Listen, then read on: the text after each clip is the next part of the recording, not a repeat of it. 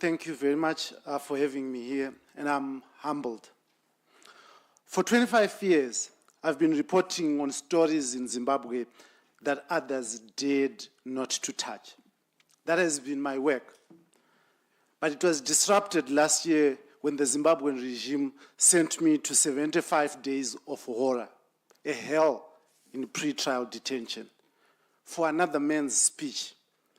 A speech made at a press conference that was broadcast at a TV station I work for. This, ladies and gentlemen, is the new face of repression in Zimbabwe, laced with sophistication. In the past, it was naked violence on the streets, abductions, and forced disappearances. This has changed. It is now violence committed through the legal system, what I call lawfare, violence by law. In February 2025, the regime arrested me and charged me with transmitting messages likely to incite violence, even though I had no involvement whatsoever in this alleged crime. I was denied bail three times, a violation of our constitution.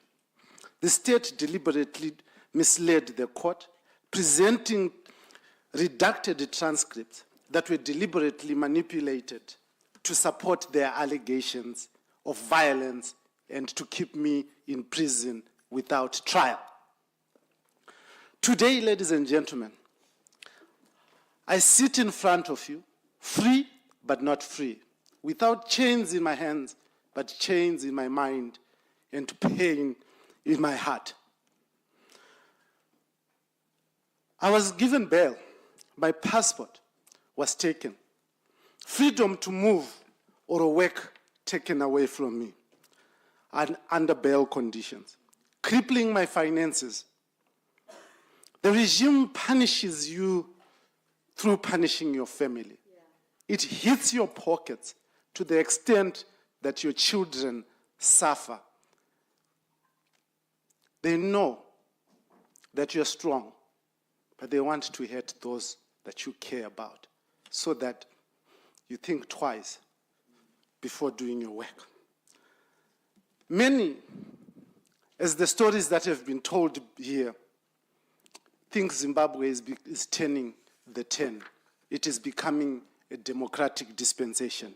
I'm here to tell you that no, it has just become more sophisticated in its operation. Just yesterday, the government of Zimbabwe proposed new changes to the constitution. They want to increase the presidential term from 5 years to 7 and allow the president to appoint judges directly and an elected president appointing judges.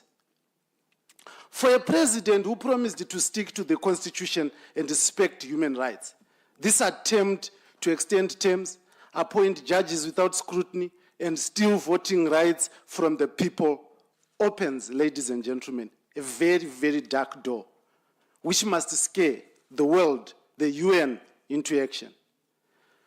Because when repression hides behind the law and hides behind sovereignty, the poor suffer, and they are forced to flee from their home, from their country as refugees, into your homes, and you call them illegal immigrants, and you push them out violently.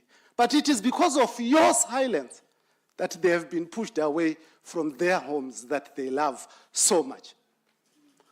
I stand here. I will stay in Zimbabwe, regardless, because I believe in my country and I love it. We need international and diplomatic pressure and solidarity to protect the weak, to protect the poor, and to protect human rights, not only in Zimbabwe, but in all the other countries.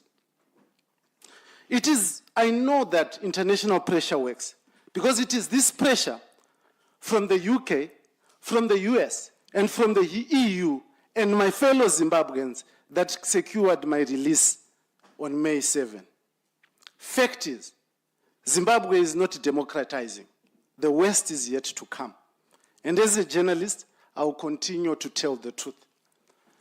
because journalism is all I know and it's all I intend to do. Oppression in one country has consequences in all other countries. It breeds instability and destability to citizens whose country's democracy is working well. It is like COVID. It will spread to everyone. I thank you. So this is the current situation we are having in our country, Zimbabwe. Isusu sekuruga zvinzi media tiri pakutsvagira nyaya tinouya nenyaya sezvadziri hatiwedzeri kana kutapudza.